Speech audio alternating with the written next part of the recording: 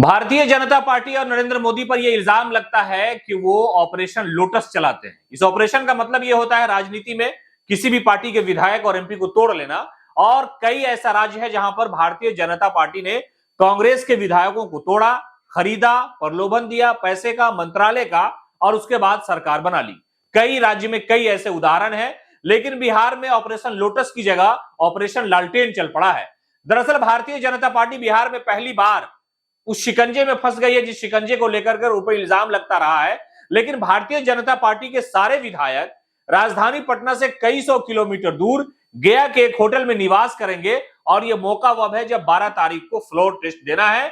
यानी मुख्यमंत्री नीतीश कुमार और एनडीए सरकार बहुमत में है या नहीं है, यह साबित करना है। उस सबूत से पहले भारतीय जनता पार्टी के विधायकों को पटना से उठा करके गया ले जाया जा रहा है।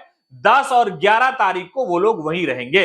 इस मामले में हमने आपको खबर दिखाई कि भारतीय जनता पार्टी के नेताओं ने कहा कि ये लोकसभा चुनाव में कामयाबी को लेकर के प्रशिक्षण है, लेकिन ये प्रशिक्षण तो है नहीं।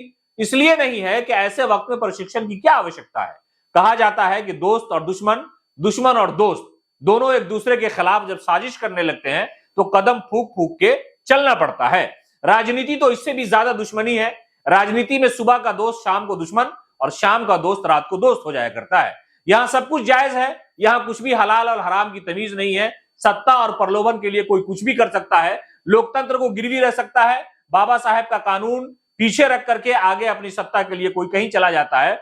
मुख्यमंत्री नीतीश कुमार जब एक अन्य मार्ग से निकल के राजभवन पहुंचे, लोगों की निगाह और कैमरे मुख्यमंत्री नीतीश कुमार की गाड़ियों के इर्द गिर्द घूमने लगे, और वो गए, शपथ लिया, और लेने के बाद उन्होंने कहा कि अब तो हम पुराने घर लौट आए हैं, अब यहीं रहेंगे। लोगों ने कहा कि कई बार आप गए और कई बार लौटे हैं, लेकिन इस बार का जो लौटना है वो बड़ा मुश्किल है राजनीति में। इसलिए कि तेजस्वी यादव जिस दिन से खामोश है, यह खामोशी तूफान जैसी है, और लोगों को इस बात का अंदेशा है कि लालू प्रसाद यादव और तेजस्वी प्रसाद यादव शायद अंदर अंदर कुछ खेल कर रहे हैं। इसलिए कि उन्होंने कहा था कि खेला तो होकर रहेगा।